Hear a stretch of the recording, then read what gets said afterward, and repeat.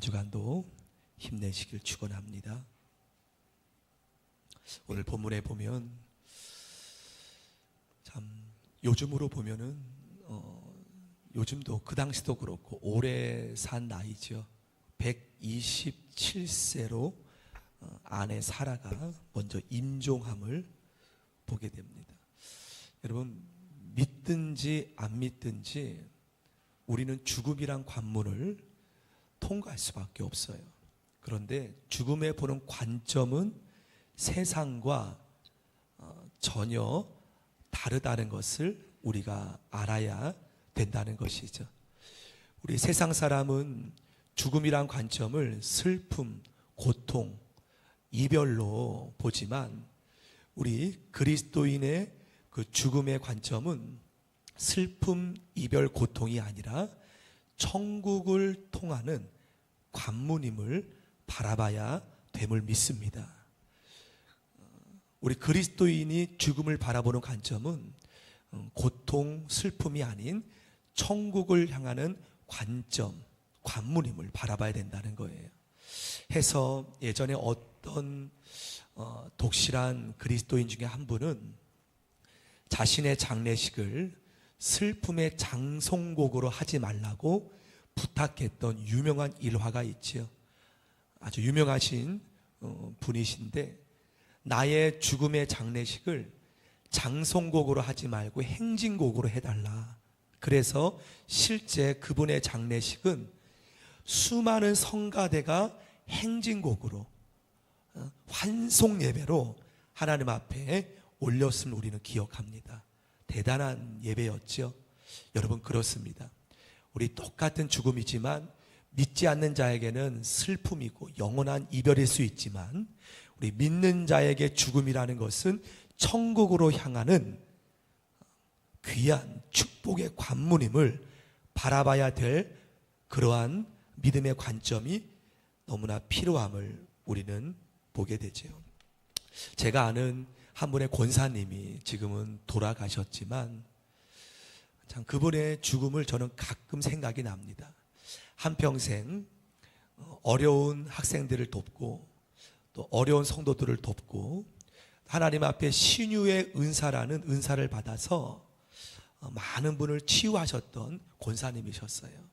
연세가 들어서 이제 새벽 기도로 나갈 수 없고 다리가 아프셔서 그래서 방 한켠에 기도 처소를 만들어 놓으셨더라고요. 한번 저를 부르셔서 이렇게 자신의 기도 처소를 보여주시는데 평생을 기도로 사셨던 권사님이셨습니다. 그런데 어느 날 돌아가셨어요. 그분이 아프신 것도 아니고 뭐 중병에 걸리신 것도 아닌데 연락이 왔어요. 돌아가셨다고. 그래서 이렇게 돌아가신 상황을 들어보니 참 은혜 가운데 임종하셨더라고요. 이미 권사님 자신은 하나님이 부르실 것을 아셨는지 모르지만 그 기도 처소에서 새벽에 기도하시다가 인기척이 없어서 방문을 열어보니 그 모습 그대로, 그 기도하신 모습 그대로 새벽 4시면 정갈하게 몸을 씻고 깨끗하게 준비하여서 오전 늦게까지 기도하셨던 그 권사님. 그런데 인기척이 없어서 문을 열어보니 그 기도하신 그 자리 그 모습 그대로 임종하신 그 보신 분의 이야기를 들으면서 참 굉장히 영광스러운, 그 권사님에게는 그 순간이 이제는 천국의 환희를 보는, 천국의 그 환송의 영광을 보는 귀한 시간이었구나 라는 것을 보게 돼요. 믿는 분 가운데서도 마지막 모습이 참 너무나 이렇게 어둡고 믿음이 없어서 두려움 속에 들어가는 분들도 계시는데 참 그런 권사님의 모습을 바라보면 이 죽음이라는 것이 세상에서 바라보는 이별이 아니라 슬픔 고통이 아니라 주님 만나는 귀한 축복의 관문임을 우리는 보게 됩니다. 여러분, 그러므로 우리가 한 가지 알아야 될 것은 우리가 죽음 이후의 모습이 현재의 우리의 모습으로 아는 분들이 많은데요, 엄연하게 말한다면 다릅니다. 부활이 없다는 것이 아니라 여러분, 막달라 마리아가 예수님의 십자가 앞에까지 마지막 순간까지 보았던 그런 여인이었죠. 그런데 주님의 무덤에 갔을 때 주님을 알아보지 못했어요. 주님이 그 모습 그대로 부활하셨다면 딱 보자마자 주님하고 안겼거나 무릎 꿇었거나 했을 텐데 주님과 대화하면서도 동산직인지 알았어요. 여러분 궁금하지 않아요? 그리고 엠마오로 내려가는 두 제자도 어쩌면 3년간 주님과 동고동락했던 주님의 말씀을 듣고 늘 가까이서 보았던 주님을 그렇게 먼 거리를 함께 걸어가도 몰랐다는 거예요. 여러분 여기서 여러분 의문점이 들지 않습니까? 아니 며칠 전까지 주님을 보았던 제자들이 고향으로 내려가는데 주님이 옆에 한참 걸어가도 몰랐다는 것, 그리고 떡을 떼어 줄 때에 그때 눈이 열려서 주님이신 줄을 보았다는 거 궁금하지 않습니까? 그 해답이 우리 고린도전서 부활장, 사도 바울이 하나님의 영감 중에 받은 15장 말씀에 그 말씀이 나옴을 보게 돼. 우리 한번 찾아볼까요? 고린도전서 15장 말씀 한번 찾아봅시다. 왜 막달라 마리아가 또 엠마오 두 제자가 주님의 모습을 보아도 그렇게 알지 못했는지, 고린도전서 15장 말씀 우리 같이 한번 보길 원합니다. 자, 먼저 15장 말씀 중에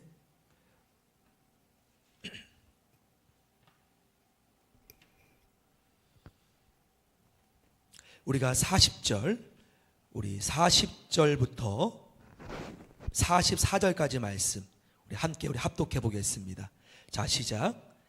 하늘에 속한 형체도 있고 땅에 속한 형체도 있으나 하늘에 속한 것의 영광이 따로 있고 땅에 속한 것의 영광이 따로 있으니 해의 영광이 다르고 달의 영광이 다르며 별의 영광도 다르고 다른데 별과 별의 영광이 다르도다. 죽은 자의 부활도 그와 같으니 썩을 것으로 심고 썩지 아니할 것으로 다시 살아나며 욕된 것으로 심고 영광스러운 것으로 다시 살아나며 약한 것으로 심고 강한 것으로 다시 살아나며 육의 몸으로 심고 신령한 몸으로 다시 살아나나니 육의 몸이 있은즉 또 영의 몸도 있느니라. 여러분 사도 바울은 이 부활의 진리를 깨달았습니다. 왜 막달라 마리아가 부활의 주님을 보았을 때 바로 알지 못한 이유는 우리 육의 영광과 하늘의 영광이 다르다는 거예요. 그래서 15장에 보면 사도 바울이 주로 썼던 표현이 변화되리니, 그러니까 변화라는 것은 이전에 우리가 흙에 썩어지는 육신의 모습 그대로 다시 사는 것이 아니라 전혀 우리가 여러분 서로 부활되었을 때 서로 모를 수 있다는 거예요. 분명히 나지만 그 후에 보면 우리가 다 알겠지만 마리아가 주님을 바라보지 못하였듯이 우리는 하늘의 영광의 모습으로 우리가 변화된다는 것을 알게 되면서 이 15장을 통해서 그 의문점이 풀리게 됩니다. 육신의 이 몸은 이 땅에 살기 너무나 적합한 몸으로 하나님이 창조하셨어요. 하지만 이 몸으로는 저 하나님의 계신 그곳에는 우리가 살 수 없다는 거 잘 알지 않습니까? 이 몸으로서는 고통도 느끼고 슬픔도 느낍니다. 하지만 이 고통과 슬픔을 느끼는 이 육체를 가지고는 저 하나님 나라에 들어갈 수 없다는 거예요. 하늘의 형체가 따로 있다는 거예요. 이것은 우리가 지금은 정확히 무엇이라 우리는 말할 수 없지만 성경을 통해 알 수 있지만 우리가 훗날 주 앞에 섰을 때 영광스러운 형체로 해의 영광이 다르고 별이 다르듯 이 땅의 모습과 그 나라의 모습이 다르다는 것을 분명히 사도 바울은 말하고 있다는 겁니다. 여러분, 그러므로 우리가 이 땅에 우리 육신은 고통도 느끼고 아픔도 느끼지만 그 나라에서는 고통이 없는 이유는 우리의 자체가 다르기 때문에 이 몸으로 느끼는 감정이나 슬픔이 이 땅에서는 유한되지만 그 나라에서는 이 몸이 아니기 때문에 고통이 없고 아픔이 없는 그 모습으로 주님의 영광을 바라보게 된다는 겁니다. 하지만 여러분, 그래요. 이 땅에서 죽음, 믿는 자라고 하여서 천국에 들어가는 관물임을 알면서도 그런 아쉬움은 있죠. 어머님도 살아계실 때, 아버님도 살아계실 때 못다 해드린 그러한 아쉬움. 저 나라에서 우리가 다시 만날 것을 알지만, 천국 가신 건 알지만 그러한 아쉬움은 다 남습니다. 내 동료에게, 이웃에게 좀 더 기도 한번 해드리지 못한 것, 그러한 아쉬움은 다 있지 않습니까? 오늘 아브라함도 사라가 비록 먼저 세상을 하나님 부름 받았지만 그러한 아쉬움이 왜 없겠습니까? 그래서 오늘 본문에 보면 아브라함이 어떻게 했다고 합니까? 2절 말씀 한번 띄워주세요. 오늘 23장 2절에 보면 사라가 죽은 후에 아브라함이 들어가서 사라의 아직 장사 지내지 않는 그 방에 들어가서 슬퍼하며 애통하다가, 아브라함의 마음이 느껴집니까? 자신만 믿고 따라왔던 사라였어요. 고향이었던, 함께 살았던 사라의 고향, 자신의 고향을 떠나 비록 자신은 비전을 보았고 말씀을 받았지만 아내 사라는 남편만 바라봤어요. 남편만 바라봐서 이방 땅, 가나안 땅에 들어와서 때론 자기 때문에 누이라는 그러한 신분으로 끌려가기도 하고, 그리고 아이가 생기지 않는 그 고통 속에 자기만 믿고 따라왔는데 비록 나중에 이삭을 받았지만, 여러분 그러한 모습들이 주마간산처럼 떠오르지 않았겠습니까? 사라의 그 방에 들어가서 슬퍼하며 애통하다가, 그렇게 여러분 그래요. 우리가 갈 곳은 정해졌습니다. 우리는 예수 믿는 모든 그리스도인들은 천국이라는 곳에 분명히 정해졌죠. 하지만 중요한 것은 살아오는 그 과정, 더 중요한 것은 가는 것도 중요하지만 그 가는 곳을 향해서 걷는 그 여정, 너무나 우리에게 필요함을 봅니다. 내가 천국 티켓을 내가 받았다고 이제는 아무렇게 살아도 된다? 내가 죽었을 때 진정으로 나를 향해서 눈물 흘리는 그런 분이 과연 얼마나 될까? 천국 가신 건 알지만 나를 향해서 눈물 흘리는 분들이 과연 얼마나 될까? 우리가 천국 가는 것도 목적이지만 그 천국 향해 가라고 하는 그 여정, 우리에게 또한 주어진 너무나 귀한 과제임을 믿습니다. 구원받았다고 하여서 아무렇게나 살아도 되지. 여러분, 그것은 우리가 흔히 구원파, 잘못된 이단에서 말하는 그런 위험한 신앙이죠. 우리는 날마다 성화되어서 내가 구원받았지만 내가 완전한 구원을 이루기 위해서 날마다 주님 닮아가는 그 삶. 그래서 훗날 주 앞에 주님의 얼굴을 배웠을 때 내가 자랑스럽게 떳떳하게 잘하였도다 착하고 충성된 종아, 너가 작은 일에 충성했으니 내가 작은 일에 헌신했구나. 그러한 고백을 듣는 저와 여러분 되기를 간절히 원합니다. 구원받은 이후의 삶, 예수 믿은 이후의 삶, 그 이후의 삶의 여정이 저와 여러분의 너무나 중요한 여정임을 믿습니다. 여러분 그래요. 사라의 인생을 보면 때로는 실수도 있었죠. 기다리지 못해서 남편에게 하갈을 제의했던 그 실수도 있었지만 그는 마침내 그로 통해서 하나님의 구속의 역사의 아들 이삭이란 아들을 출산하게 되는 믿음의 여인으로 우리는 보게 됩니다. 어려운 과정도 있었지만, 넘어짐도 있었지만 하나님은 그를 통해서 이삭이란 하나님의 아들을 출산하게 되고 얻게 되는 은혜를 받게 되었죠. 분명 사라는 하나님 앞에 섰을 때 남편 바라보고 따라왔던 그의 인생, 그리고 너를 통해서 이삭이 이제 태어나는 그 은혜 보았을 겁니다.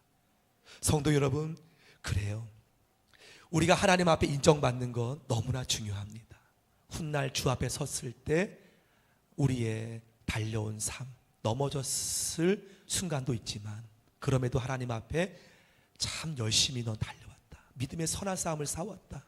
영적 싸움 넘어질 때도 있었지만 너가 나를 붙잡고 열심히 살아왔구나 라는 그런 고백 듣길 원하면서요, 한 가지 중요한 고백은 하나님께서 들려주시는 고백도 중요하지만 이 땅에 살아갈 때에 주위 사람들이 여러분에게 들리는 고백은 너무나 중요하다는 거예요. 사도행전에서 안디옥 교회는 단지 그들만의 교회가 아니었다는 거예요. 안디옥 교회 향해서 최초로 주변 사람들이, 하나님을 안 믿는 사람들이, 이방인들이, 안디옥 교회가 이방인 교회 아닙니까? 최초의 교회. 이방 지역에서 안디옥 교회 교인들을 향해서 뭐라고 했습니까? 진짜 그리스도인이구나. 그리스도인의 뜻이 무엇입니까? 그리스도 안에 있는 사람들. 난 당신을 보면 그리스도가 보여. 난 당신을 보면 예수 믿는 사람들 같아. 그러한 고백을 안디옥 교회가 최초로 들었다는 거예요. 오늘 본문에 보면 우리가 놀라운 고백을 듣게 됩니다. 아내 사라가 이제 죽었습니다. 문제는 이방 땅입니다. 고향이 아니에요. 당장 필요한 것이 무엇입니까? 무덤이에요.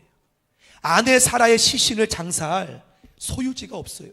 아브라함은 그 땅의 손님이기 때문에, 나그네이기 때문에. 자, 그리하여서 동네 사람들에게 매장지를 본인에게 달라고 아브라함이 요청하는 장면이 오늘 본문이죠. 읽었지만 한번 읽어볼까요? 우리 3절부터 우리 6절까지 말씀 통해서 도전받기 원합니다.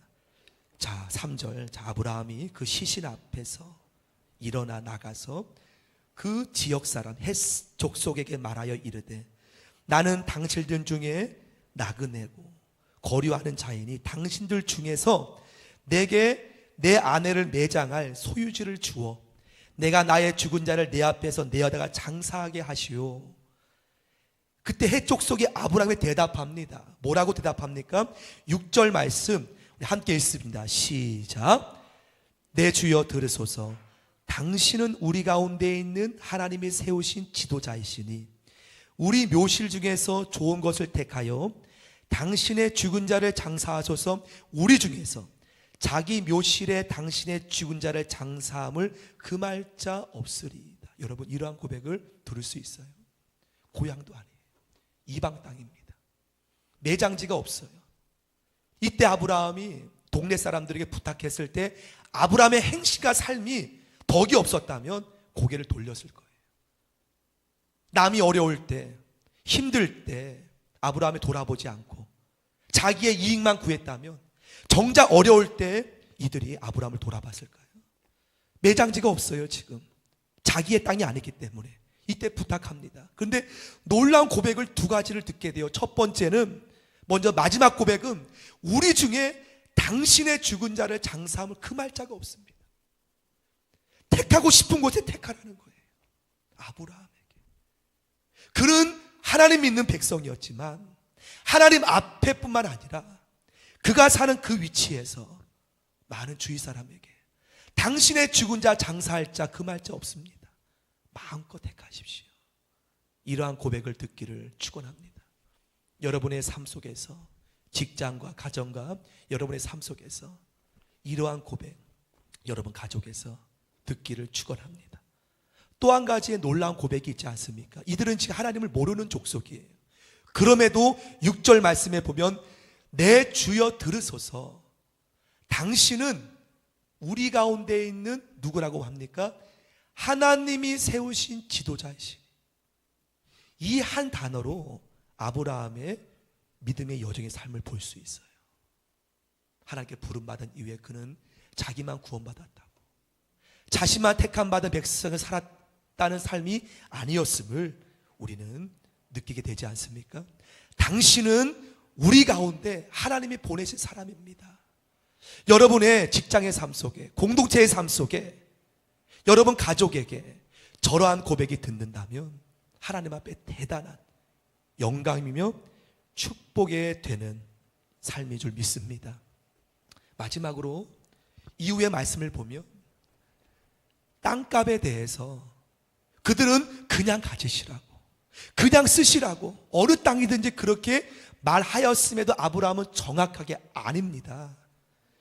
정확한 땅값을 말씀해 주시오. 내 땅값을 지불하고 그 땅에 내 아내를 매장하겠습니다. 계속 서로 말이 오가는 장면이 보아요. 어떻게 보면 그냥 받을 수도 있는 상황이 지금 펼쳐지고 있어요.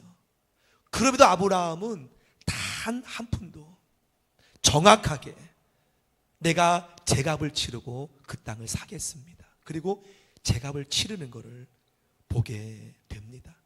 어쩌면 작은 일일 수 있어요. 하지만 아브라함은 그 작은 일 하나까지도 하나님 앞에 이웃 사람들에게 정확하게 행하였음을 우리는 말씀을 통해 봅니다. 성도 여러분, 하나님은 저와 여러분을 그리스도인으로 세우셨습니다. 이 명칭은 여러분이 원해서 받은 명칭이 아니에요. 여러분이 원든 원치 않든 우리는 그리스도인이 되었습니다. 안 믿는 사람은 여러분을 바라볼 때는 원든 원치 않든 그리스도인으로 바라보고 있어요. 여러분 이름을 함께 부르면서 그들의 마음속에는 그리스도인으로 바라보고 있다는 거예요. 나의 삶을 통해서 하나님께서 역사하심을 그들에게 보이시기를 원합니다. 나의 그러한 소리를 통해서, 나의 언행을 통해서 하나님의 뜻이 여러분을 통해 나타나기를 주의 이름으로 축원합니다. 그래서 여러분을 볼 때 당신은 하나님이 보내신 지도자입니다. 영적인 사람입니다. 라고 고백되어지는 귀한 삶 되기를 축원합니다. 함께 기도하겠습니다. 이 시간